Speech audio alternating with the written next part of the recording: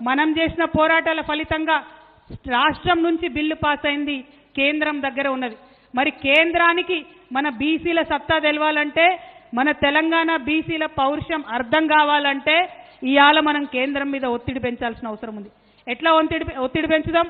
ఖచ్చితంగా ధర్నాలు చేయాలి, వంట వార్పులు చేయాలి, తెలంగాణ ఉద్యమంలో ఏమేం చేసినామో అవన్నీ చేయాలి.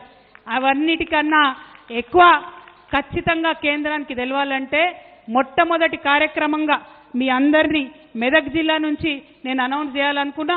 మొట్టమొదటి కార్యక్రమంగా మన డక్కన్ నుంచి ఢిల్లీకి పోయేటటువంటి రైళ్లన్నీ కూడా ఆపుదాం. వచ్చే నెల ఇవాళ 17 జూను కరెక్ట్ నెల తర్వాత 17 జూలై రోజు రాష్ట్ర వ్యాప్తంగా మీ అందరూ ఒప్పుకుంటే రైల్ రోకో కార్యక్రమం బీసీ బిల్లు కోసం చేస్తామని నేను అనౌన్స్ చేస్తా ఉన్నా.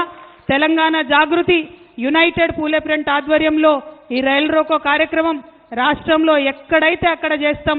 అన్ని బీసీ సంఘాల నాయకులను కలుపుకుంటాం. అన్ని జిల్లా కేంద్రాలకు పోతాం. ఈ నెల రోజులల్లా అందరినీ కూడా బతిమలాడి బామాలి వారి హక్కుల గురించి వివరించి అందరం కూడా వచ్చి రైల్ రోకో చేద్దాం.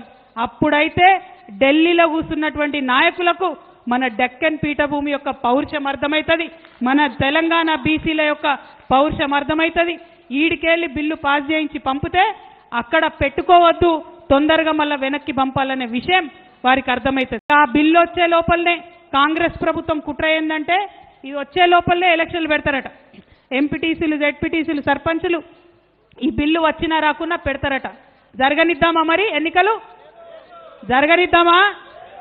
కాంగ్రెస్ పార్టీ వాళ్లకు హెచ్చరిక చేస్తా ఉన్నాం.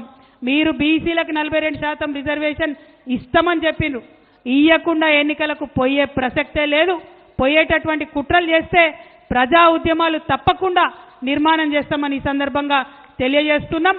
ఢిల్లీకి సెగదగిలేటట్టుగా జూలై 17న రైల్ రోకో చేస్తామని కూడా ఈ సందర్భంగా తెలియజేస్తా ఉన్నాం.